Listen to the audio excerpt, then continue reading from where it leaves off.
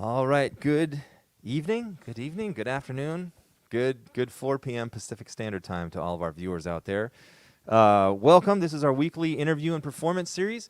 And today we have the very good pleasure of having the wonderful pianist and composer and educator and producer and man of many hats, a driving force of the music scene here in the Pacific Northwest. And we're going to dig into all this. This is the great Danny Kolke. Danny, thank you for joining us. Hey, thanks for inviting me. It's great to be here. Of course. I'm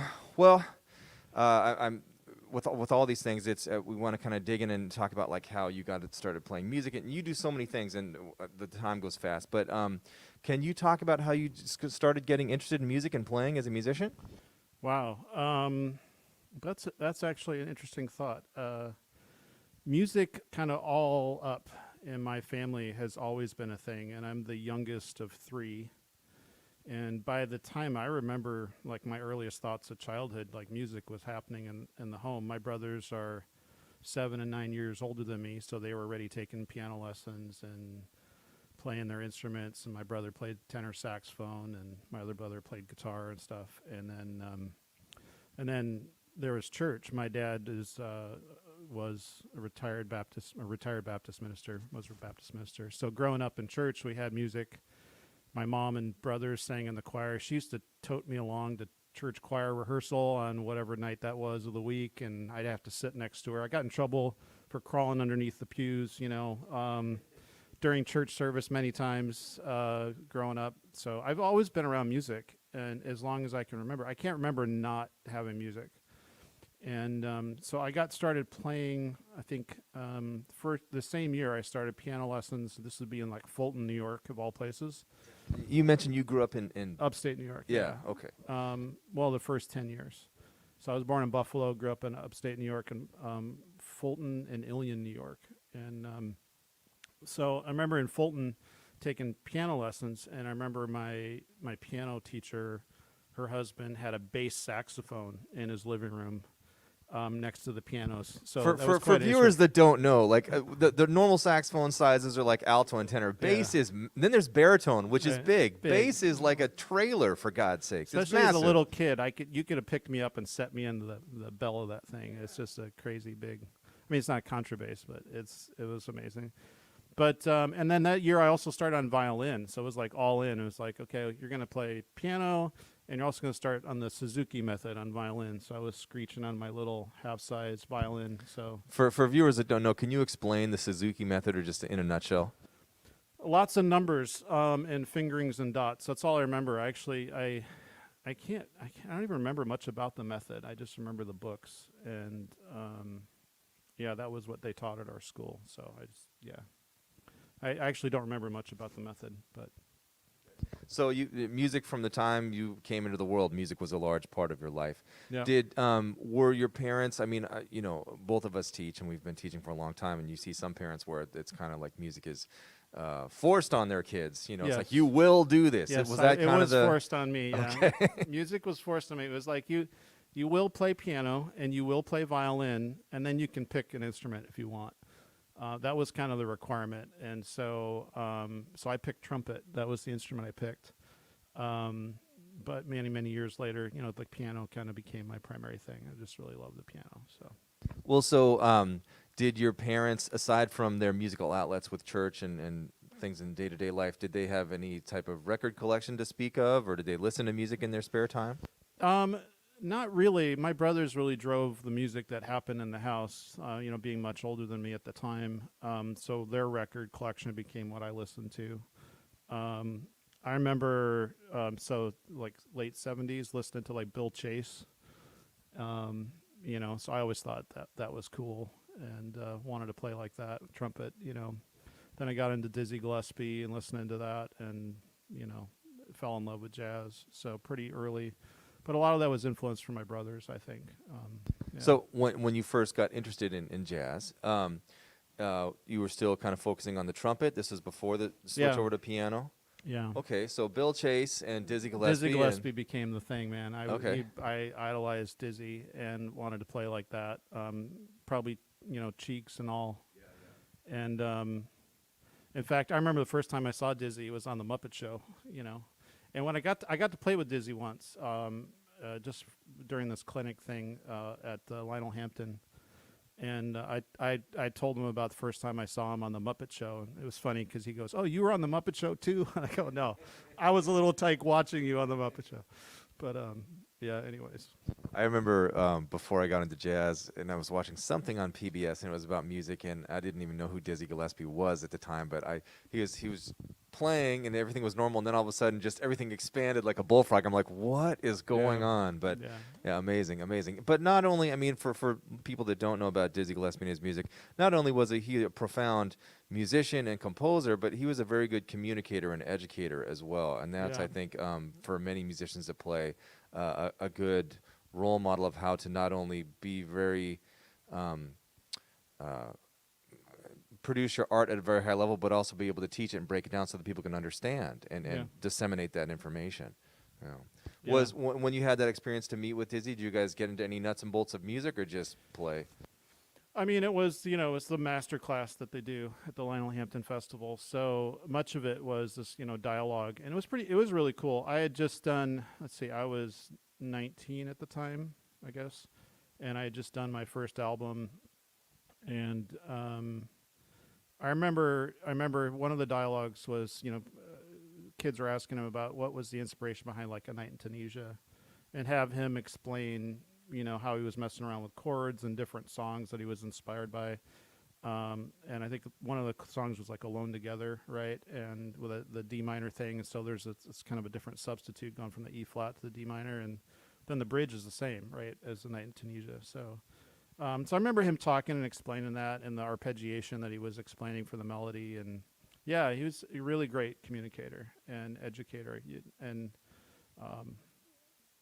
yeah.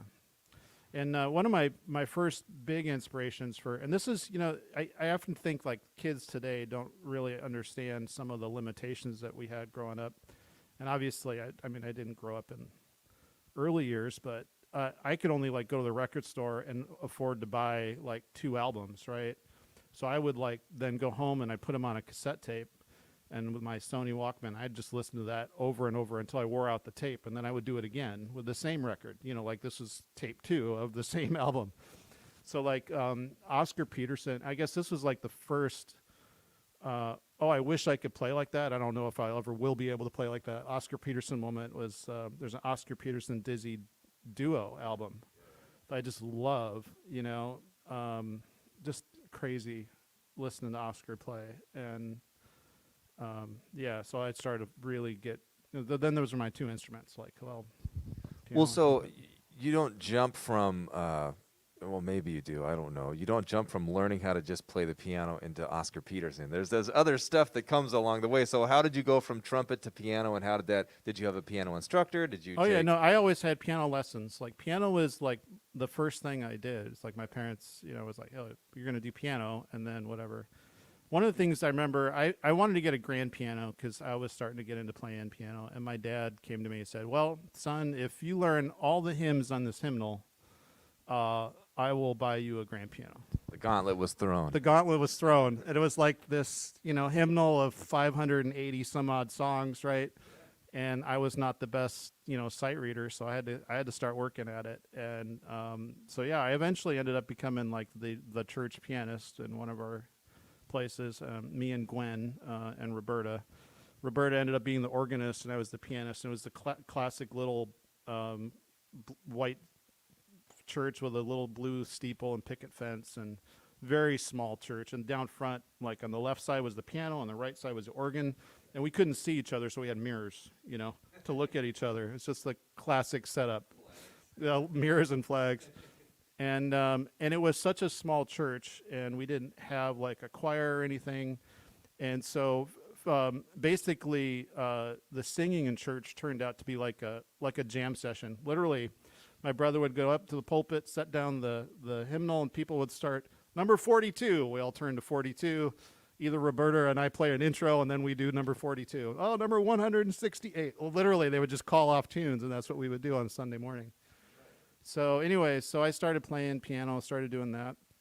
And then my big inspiration, it was like I could never kept listening to Oscar, and I could never feel like I could approach it because he was just so, the rich in so many different dimensions of his playing, and from the technique and the sheer size of his hands versus mine, and then my brothers brought back a cassette tape of the Red Hot Ray Brown Trio with Gene Harris, and oh my gosh, all of a sudden it was like I just loved the sound. I just loved the sound of the trio. I loved what was going on. And I heard it and I go, I can approach this. I felt like I could practice, I could transcribe, and I could get there. So Gene became my first real inspiration for getting really serious about playing. And just because I felt like I could copy that sound. And so I did that. I transcribed a bunch of stuff off of that. The Gene Harris Philip Morris Super Band album, the first one, the tribute to Count Basie album. So lots of time listening to that. I mean, I could sing you every tune on that. Night Miss Blues and Captain Bill, and yeah, it's such a great album. Anyways, I don't know if I answered your question. No, or if that's I just great. rambled a Great. bunch. No, these things go like all over the place, so that's Yeah. perfect. That's perfect. And we never have enough time to answer all the questions that I want, but just getting good glimpses here. So a lot of stuff with the church, a lot of stuff with your brothers, and checking out albums. Now, what about in school? Was there any jazz programs to speak of at the time, or? Yeah. So my first, so we moved west in 1980, and that school that I went to, I remember there wasn't really a jazz program. I was still my last couple of years of elementary school, and because elementary school I didn't really have jazz bands. But I remember the talent show, like when in 1981, playing St. Louis blues on the trumpet, and having a great time doing that. And then middle school, we moved up to Linwood. And so I went to Meadowdale Middle School, and that's where I had my first jazz band experience. And I started playing piano in that band, and then I just stuck playing piano from then on out. Had the wonderful Mr. Paul Cobbs as a director when I went to Meadowdale High School. Had an incident with the teachers' strike, and I was playing with Bob Nixon at Edmonds Community College, and I started taking lessons from Bob Nixon. Great piano player, rest in peace. And that was at Edmonds Community College, and I was doing that night band a couple times a week, and that's where I started to meet folks like, Jay Thomas would come out and play, and Brad Ellison, and just a lot of great players around town. It was fun. Rich Cole and all kinds of folks. Anyways, and then Bob moved on, and Dave Bardoon was there, and I spent a lot of time with Dave, played in Sound Station, played in the big band with Dave Bardoon, and lots of great memories there. And then I was there when Kirk Marcy started. So I went through this legacy of I think I was at Edmonds Community College for 6 years. I used to tell people I was getting a master's, but literally I was just finishing my high school diploma. Well, and getting you my were, degree. because those minds that you were around are great. I mean, Yeah. Bob is a genius. Dave Bardoon is a genius. The last gentleman you mentioned, Kirk Marcy, he's still there right yeah, now. He okay. teaches the Sound Station, the vocal in the choir program and vocal program. Yeah, great teacher, great guy. Yeah. not only playing. I mean, Bob. I had the very good fortune of playing with Bob quite a bit in my teen years, up until the time that he died, in different big bands, or seeing him play in small groups Yeah. and things of that nature, and knew many tunes and many variations and reharmonizations of songs. You have that in a small setting. Then you have Dave Bardoon, who's just a brilliant arranger. An arranger and composer too. It was fun working with Bardoon. I remember he used to bring in charts all the time, and we'd kind of play them before they'd get sent off to a publisher or something, and it was fun. So, and it's weird. I've been to a couple of jazz festivals lately, or our local high school jazz choir will sing a tune, and I'll remember being there, like when one of the first drafts, was of this, like 25 years ago or whatever. So that's pretty cool. Actually, longer than that, 30 years ago. So. Yeah. All right, cool. Well, so you're there, and then what happened after that? I mean, I'm assuming you're learning and you're gigging probably at the same time, and maybe getting some groups together. Yeah, I went through a phase of trying to get gigs, not having a lot of success, not wanting to teach. I was kind of putting off the teaching thing. So I just went out and got a job and started selling telecommunication stuff and ended up doing that. Ended up in the high-tech space of all things. Started getting involved in the .com thing, started a software company. I kind of stopped playing, and my wife refers to them as the dark years. I'd get up, early and open up my laptop. And back those days, they weighed a ton, and I'd work on that. And I'd get in the car and I'd drive to the office. I'd work all day at the office. I'd come home. I'd sit in the recliner, open up my laptop, and work until it was time to go to bed. And I did that day in and day out for years, and stopped playing. And it was interesting because during that time, I would say to myself, hey, I'm going to do this, and one day I'll sell my software company and I'll buy a restaurant and open a jazz club. And I just kind of said that flippantly. And then I ended up hiring my brothers to work at the software company. And, we went through the .com boom and then the bust. And so we were kind of rebuilding the company. And my brother comes to me one day and he goes, hey, I'm the interim choir director at Kent First Baptist Church, and I need an interim pianist for the interim choir. And so he recruited me. I go, man, I haven't played in years, and other than messing around from time to time, but not really played. So, and I had gotten really bad at reading. I haven't read music in years, and so to sit down and start trying to read choir parts and play parts. And I remember one time we were doing a rehearsal, and I would say, okay, just tell me how many bars you want at the front. I'd make up an intro. And he goes, is that where we're going to get Sunday morning? I go, I have no idea, man. I have no idea what's going to happen on Sunday morning. But I had a lot of fun. I started playing, and then he started writing music, and I started helping him write music, and that got me arranging music again, and because it'd been years. It'd probably been 10 years. And so next thing you know, we're writing stuff. We did a cantata for Easter. We did a Christmas program, and started writing music again. And then that got me starting to play jazz again. And it was really interesting because that kind of brought me back. And where are you at this point? Have you gone? Are you in North Bend, or are you? We are living in North Bend. Yeah. Okay. Living in North Bend, and so I ended up being the interim pianist for 7 years.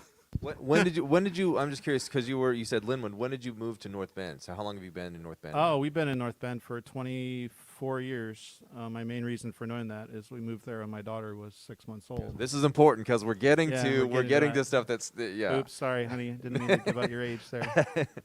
All right, so you moved to North Bend. You're working the interim pianist for the church. Well, no, my real gig is I'm a software guy by day. Yeah, but I'm on the weekends. We don't want to know about software. We want to know about music. Yeah, so.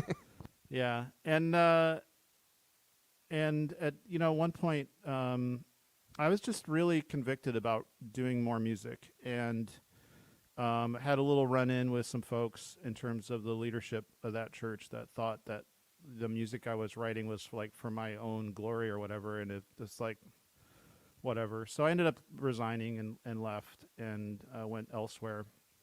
Church politics is a very interesting thing. Anyways, so being a pastor's kid, I've been through that my whole life. Churches split over painting wall colors and whatever.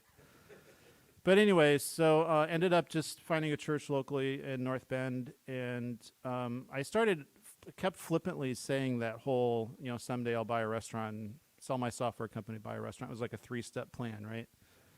And I was doing a software project of all things at the time it was a project for Windermere Real Estate, and we were looking at their website and searching for homes, and clicked on something and saw this house, and I looked at the price and I go, hey, we could afford that, and it looks like a nice place. And so we called this local realtor that had the office around the corner, went out, looked at the place, and then said, hey, I need a place that's big enough to put a grand piano in it. So that got him talking about music, and I said that someday I'm going to sell my software company thing and open a jazz club. And the funny thing about that is we didn't buy that house. We ended up buying another place, and I didn't have a grand piano at the time. It was like, we're going to buy a house that will fit a grand piano, right? And so after that, I got the grand piano, and he called me up one day, like a couple of years later, and said, "Hey, so were you serious about the restaurant thing?" And I'm like, and he asked a very profound question. I'll be very eternally thankful to Dave Cook, who's the guy that asked that. He goes, "So what if you never sell your software company?" Because that was like the thing. Like, I'm going to do this first, right? Like, oh, yeah, that's a good question. What if 10 years goes by and I never have that, moment? Do I want to? It's like, yeah, that's a good question. He goes, well, I know this restaurant you probably can buy for a song. And sure enough, that's what we did. I went home and I told Robin and go, I think I'm going to buy a restaurant and open a jazz club. And she goes, I thought you were going to sell the software business first, right? And then I kind of said what Dave said, like, well, what if we never sell the software company? I don't want another 10 years go by without that happening. So that was the impetus to start Boxleys. And so we wrote a business plan and started talking with folks, and next thing you know, we opened a jazz club in North Bend, Washington, of all places. And what year was this?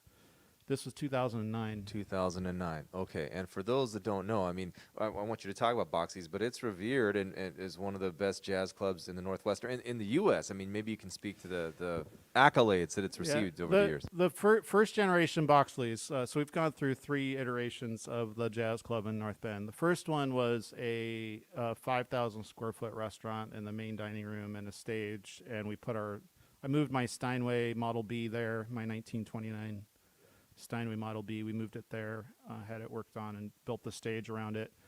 And it was a great restaurant and great, jazz club. And yeah, Downbeat was honored to have it listed as one of the best jazz clubs in the world. And you presented many great artists there. I mean, any off the top of your head that you can... Joey DeFrancesco, Dr. Lonnie Smith was there. Jeff Hamilton was there with both trios, him with Akiko and him with Tamir. Tamir Hendeman. Did any of the Lincoln Center folks perform there as well? Yeah. We had Marcus Primp was there.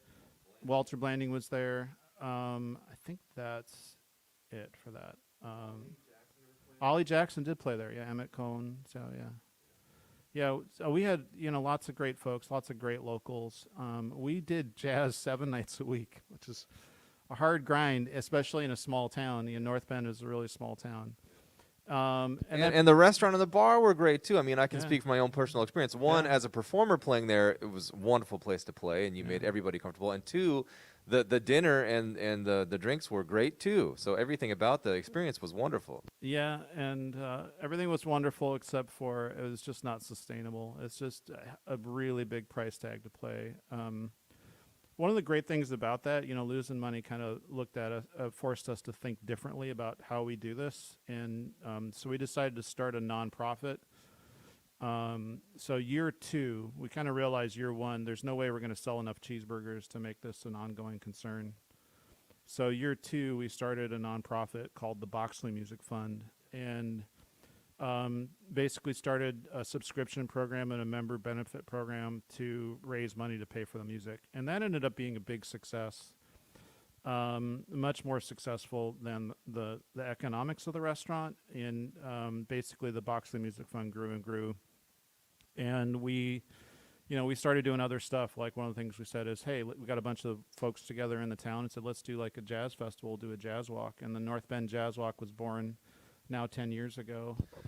Which came I know there's also the Blues Walk. Which came first? Yeah, the Jazz Walk came first. It did, okay. Yeah. And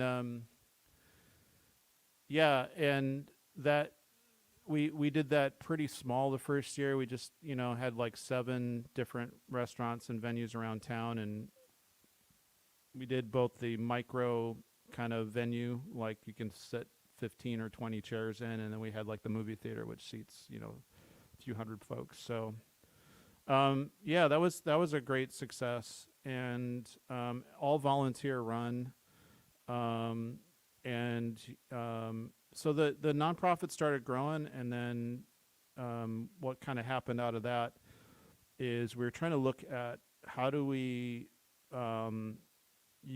support other folks that want to do this. And I know we started talking because you were starting to do more and more stuff and wanted to look at starting a nonprofit. So So we were kind of thinking, hey, let's just see what we can do to help other communities do the same thing. Because here we are, a small community, and we finally reached this sustainable model where the nonprofit pays for the music.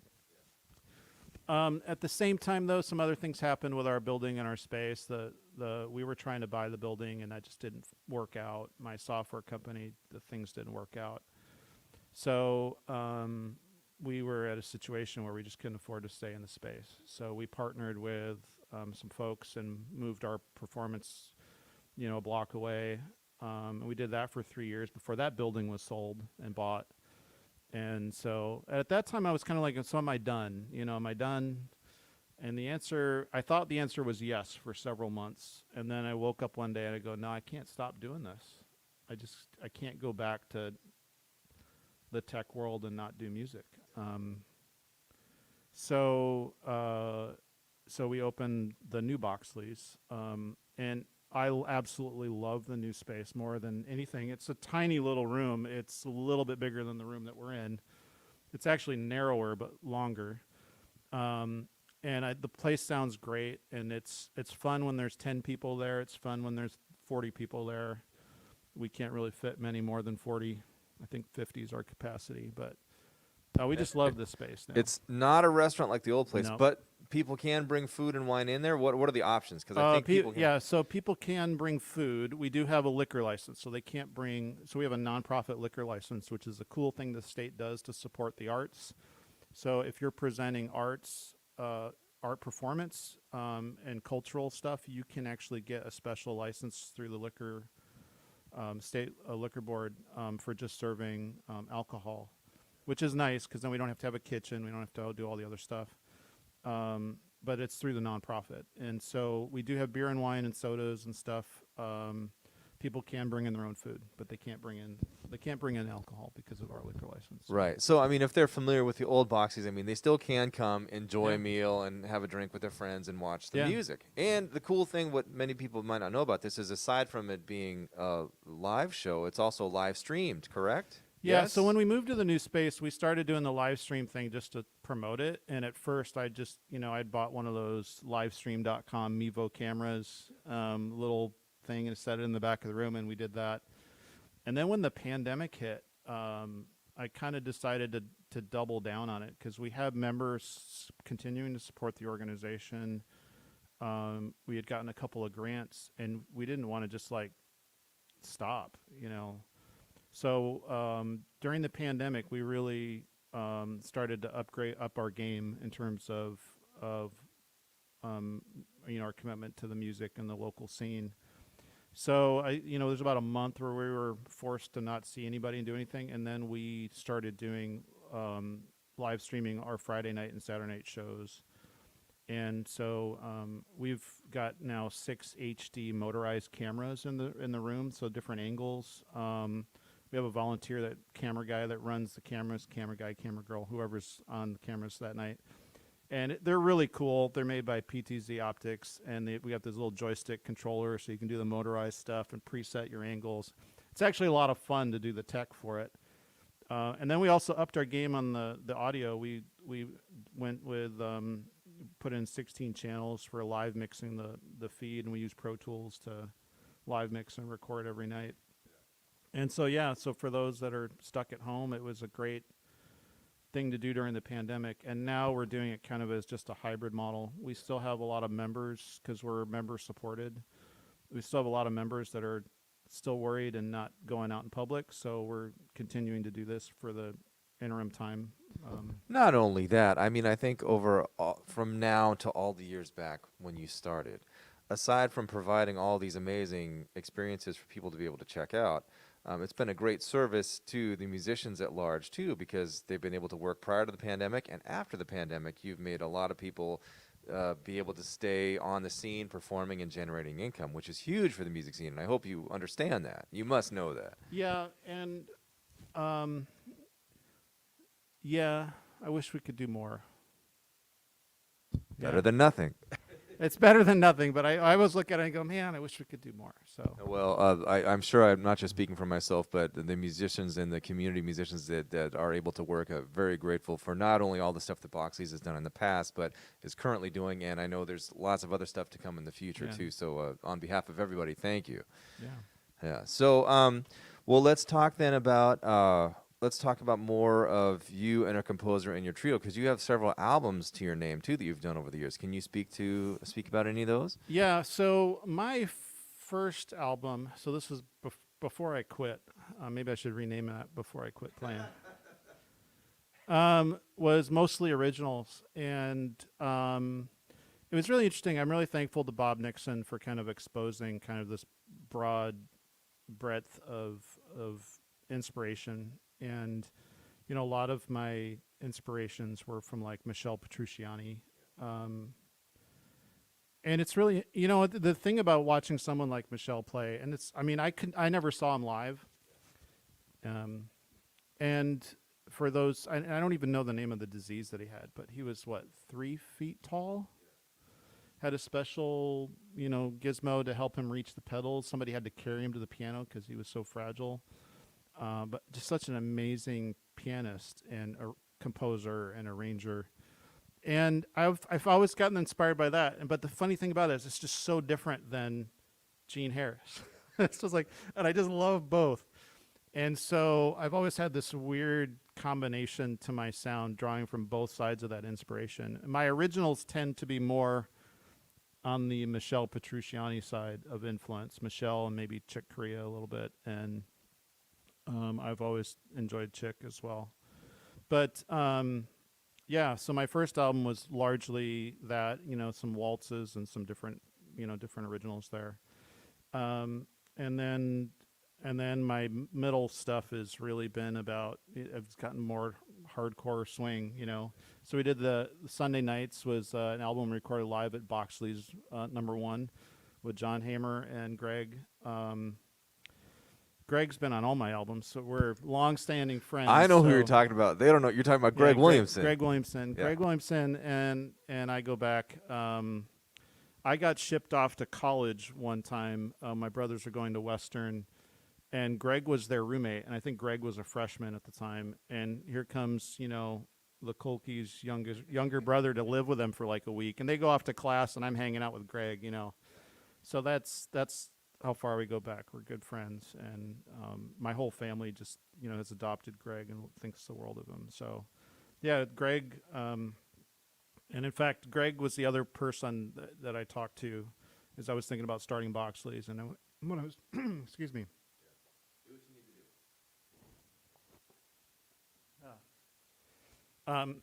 I had a long conversation with him about, hey, I'm thinking about starting a jazz club. How would it work? How do we pay the musicians, and what's, what do we do to book people, and what do we do to do all this stuff? Because I just, so it's it's been great.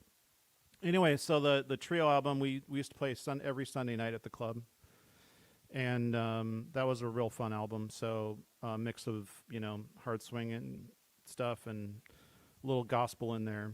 And then we did the album with Pete Chrisley.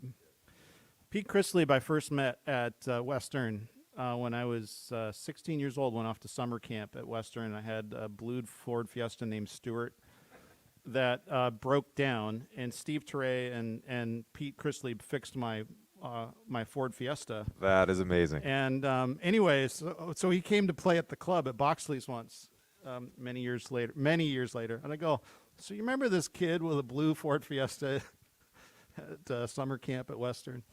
Anyway, so that's where I met Pete.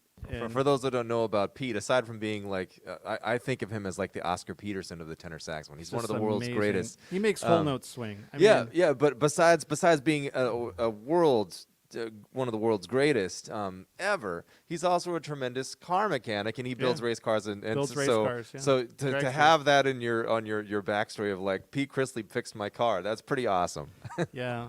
It was funny. I actually ran into Steve Teray on the streets of New York one time when Greg and I were there walking to some jazz club in the Village, and he remembered it too. So small world stuff. Yeah. So this last year. So the other thing is, so I ended up my software world, I ended up getting a job at Microsoft, worked there for a couple of years, and then got recruited to go to AWS, Amazon Web Services, and was doing that. And during the pandemic, it was really hard because like all the things I enjoyed about work, I enjoy working with people and talking to people, and all that kind of turns into now you're in front of a computer screen. It was just a miserable time.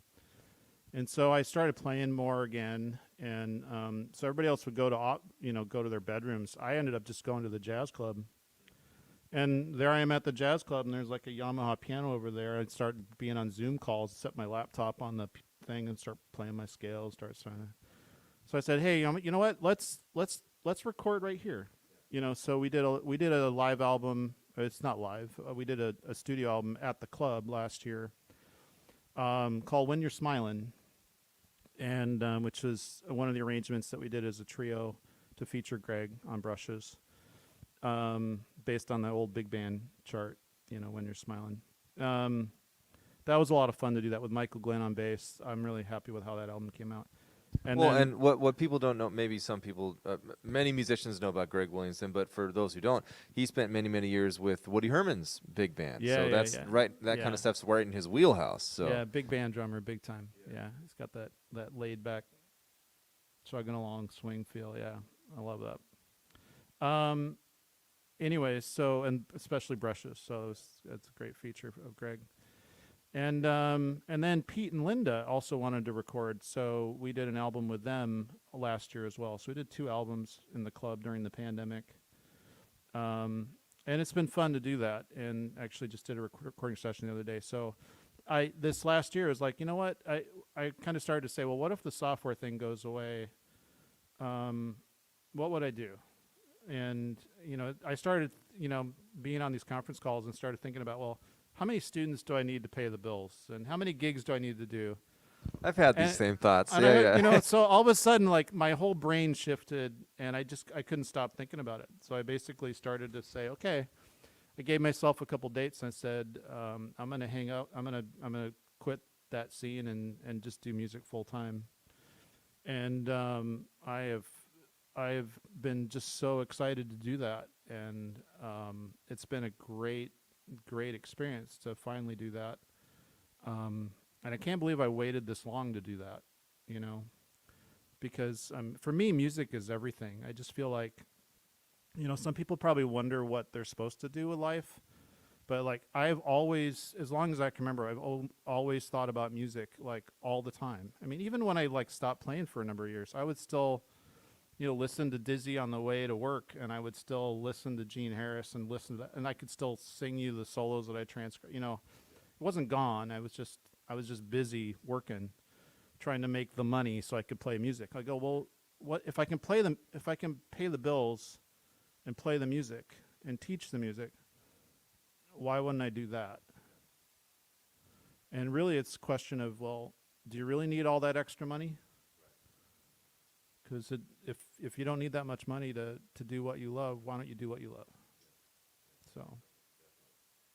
All right. Well, I have a question going back to your influences as a pianist. I mean, now in 2021, I'm sure that aside from, I mean, you could just sit with Oscar Peterson and Gene Harris for the rest of your life and be good. I mean, those are amazing influences, and Michelle Petrucciani.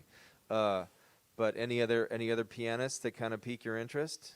McCoy Tyner.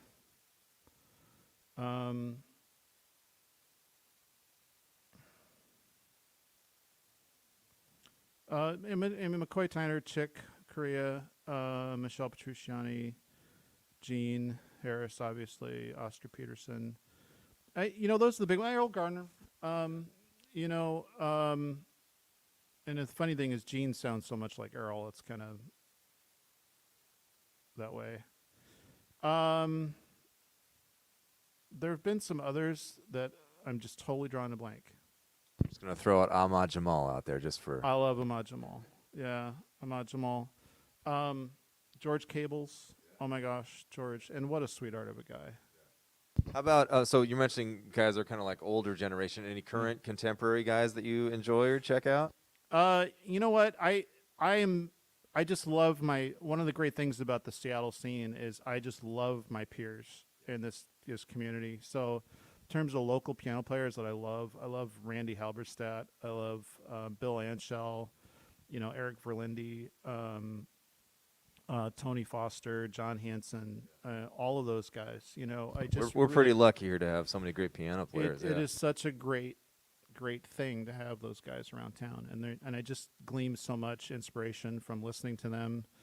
And it's different, inspiration's a funny thing because and exploring and figuring out what I want to do and how I want to develop my sound and develop my ideas and the music that I write.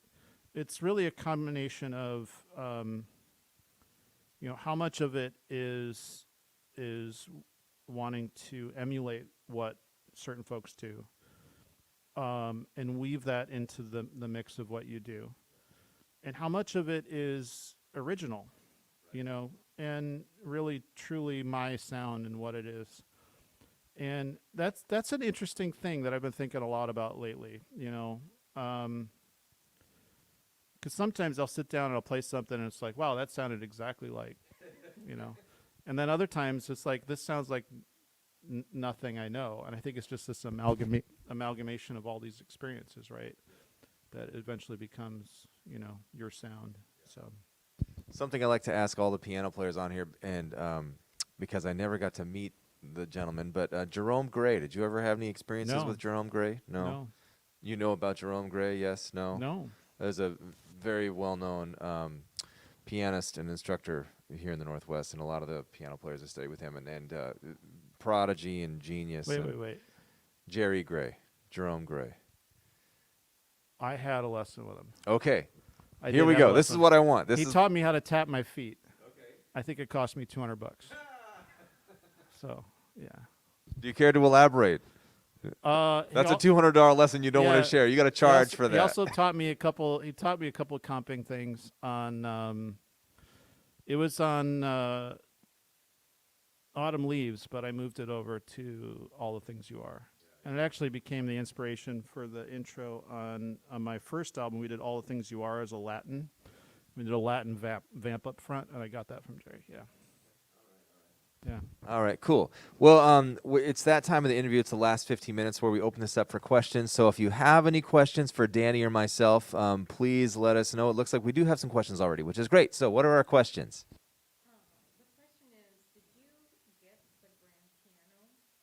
The question is, did you get the grand piano? I did. Oh, yeah. Yeah, I did. I remember it was a Hyundai Baby Grand, pianos that make sense, right? Cars that make sense. Piano. Yeah, we got a grand piano, and I love that piano. I worked hard to learn all that music, but yeah, I did get that grand piano. Ended up selling it to some friends many years later, and then not having a piano, and then went back to my console that I grew up on, a Kohler Campbell console, until we got the Steinway. So. Excellent question. Any other questions? All right, if you have more questions for Danny or myself, please put them in the comments. And sometimes it's a bit wonky where they come in later. If we don't get to them in real time, we can answer them after the fact. But please let us know. Okay. Well, so moving forward, and I guess looking back at all of the concerts that you've produced or through the club, or ballpark, rough estimate. How many performances do you think Boxleys has presented from the time it was the restaurant to the nonprofit up until now? I had to do a calculation at one point. But if you think about, how many gigs we've produced,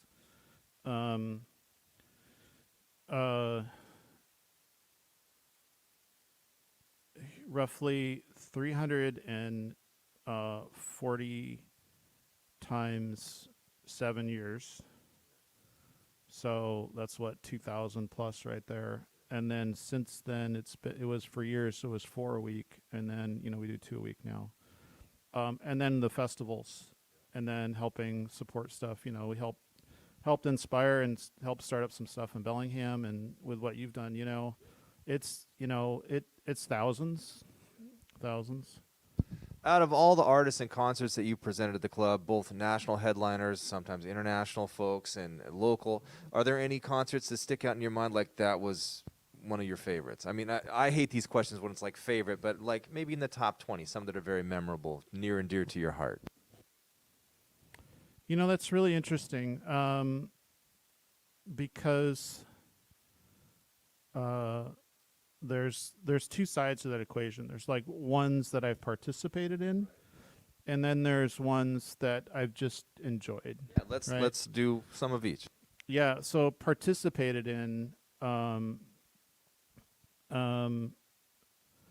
would have to say playing with Walter Blanding, and Marcus. Those were some really great times. Marcus Printup, the trumpeter. Marcus Printup, Yeah. Walter Blanding, and real special guys, and those were great times.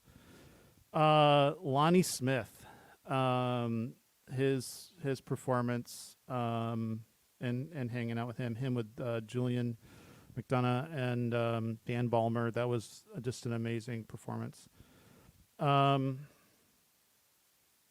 my gosh, drummer. Old.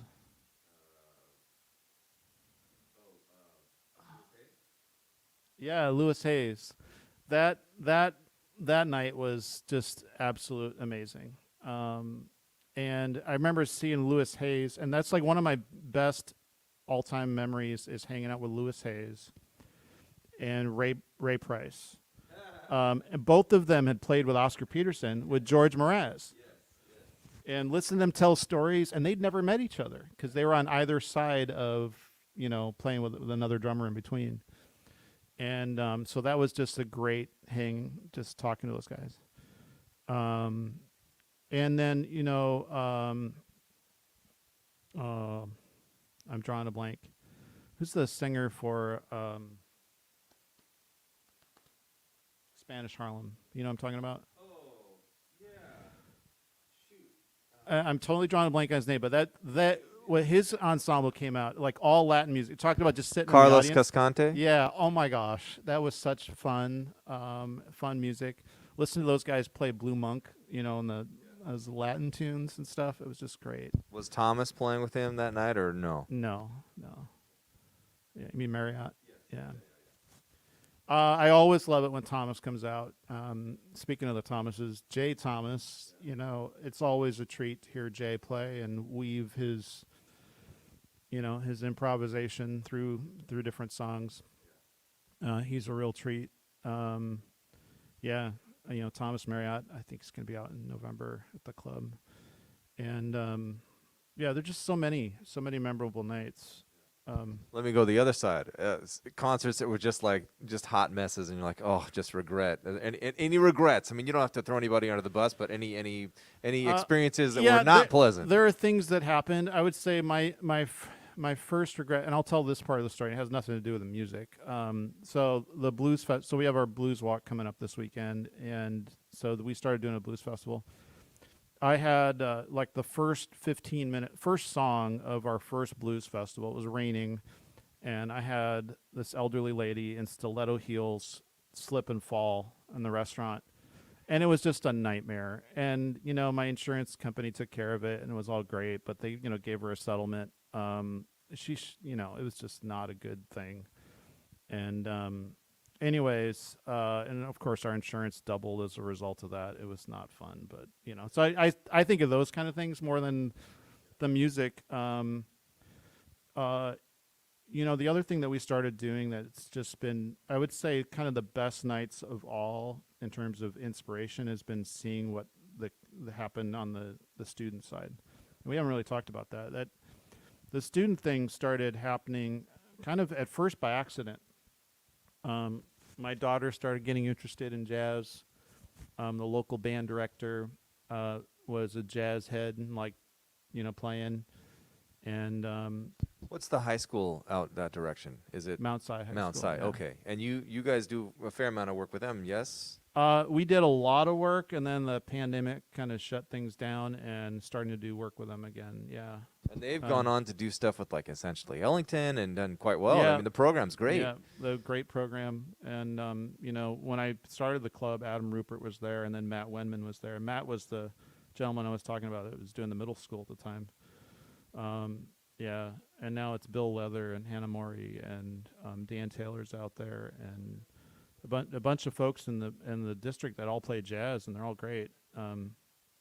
Anyways, so we were doing jazz 7 nights a week, and it's like, how do you fill the stage and do this every night? So I called Adam, and he sent a couple kids down my way, and they came in and started playing, and I found a bass player to play with them because they didn't have a bass player one night. It turned out to be Chris Clark, and Chris, next thing you know, I see, Aaron Tevis and hanging out with Chris Clark, and he's telling him stories of being on the road and doing the Les Brown band and playing with, Judy, somewhere over the Judy, right? Bob Hope and different shows that he'd done, and just seeing this mentorship thing happen. So we started kind of investing in student programming and started doing student jam sessions where we pay pros to play with students, and that just became a real hit. And we had a number of kids go on to just do really well, and get like full ride scholarships, to go play music, and get their college degrees playing music. And it was just like, wow, this is things that we never thought would happen. And so some of the magical nights are just, being there and having our kids get up and play and be able to hang and play, side by side with these great musicians, I have a story. Do you know the story I'm going to tell? No. This actually involves your daughter, and I think it was her boyfriend, maybe it was or a good friend at the time. But it was I was booked to play at the North Bend Jazz Walk. Do you remember this?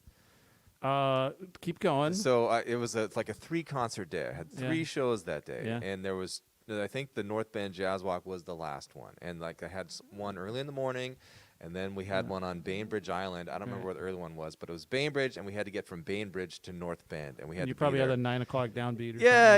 something. It was, and so we were late. We were going to be late, and I called you, and I'm like, Danny, it's not looking good. We're going to be late.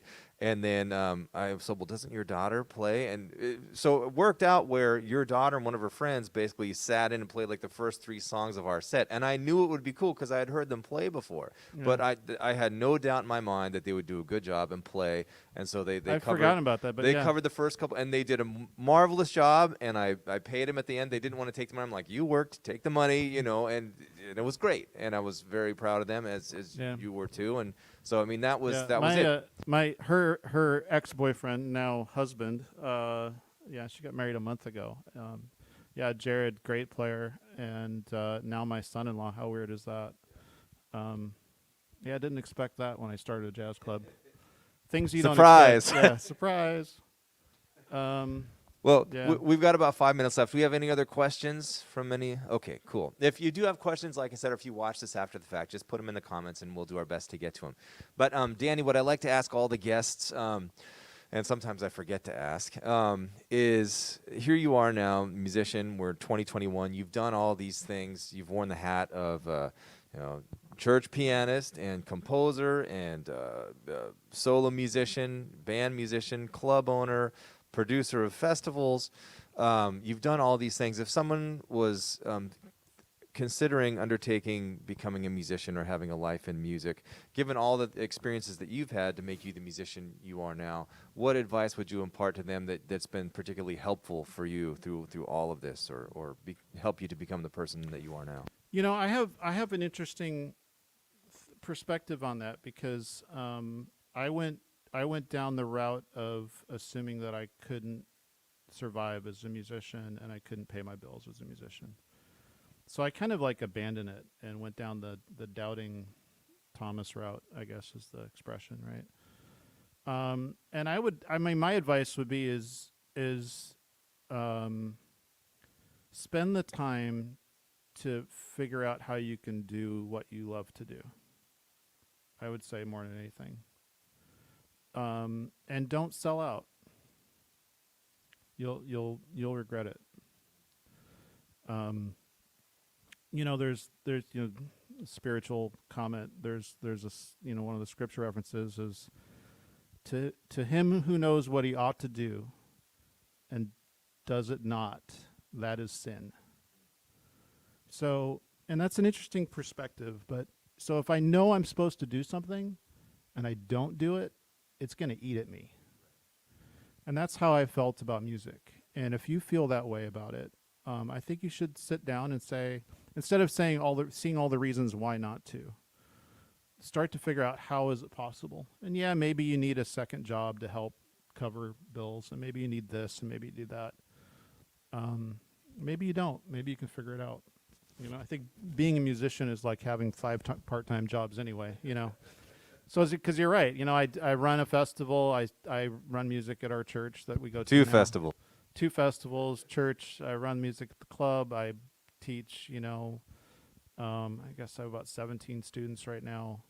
So the schedule's busy, you know, with different projects. They're all projects, you know. It's like every single one of them is a project. Every single student, it's like, how can I work with a student to help them accomplish what they want to accomplish?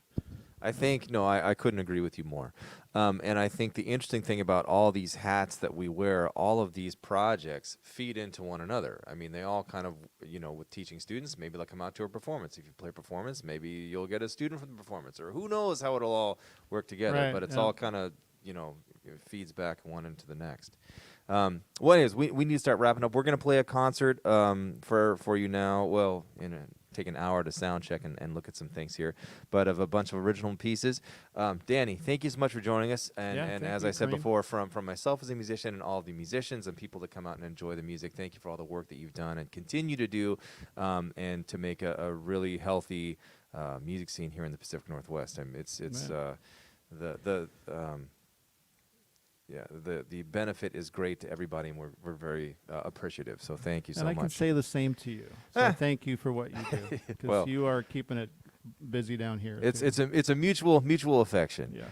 All right. If you enjoy these live streams, well, wait a minute. How can people find out more about Boxleys and the work that you're doing if they don't know about it already? Yeah, if you just search for Boxleys anywhere on the planet, you should come to our website. And it's actually under jazzclubsnw.org. That's the nonprofit. Now we've changed our name to help kind of do some other projects to kind of do more jazz outside of just North Bend. So you can go to jazzclubsnw.org and find us there. And all the live streams and things, they're up. You have a YouTube channel and Facebook page. We have a YouTube channel, Facebook, and the festivals. I mean, you go there, you'll find all the other links to all the other stuff. Yeah. And any CDs or projects that you want to mention coming up? So my latest CD's out, called When You're Smiling. I have a new project, of course. It's going to be all originals. I'm working on that with a different trio, with Chris Seimer on bass and Max Holmgren on drums. So looking forward to that. Oh, is there another question? Yeah, coming up this weekend. NorthBendBluesWalk.com. Cool. All right. So thank you so much for joining us, whether you're watching us live or after the fact. If you enjoy the content and the programming we're doing every single week and you want to support the work that we're doing, feel free to make a donation either via Venmo or PayPal or mailing a check, and all the information is at the beginning of this post. And again, the majority of the content that we present throughout the year is 100% free in all ages to participate in. So thank you for checking it out and hanging out with us today, and for your support. And we'll be back in about an hour for the concert.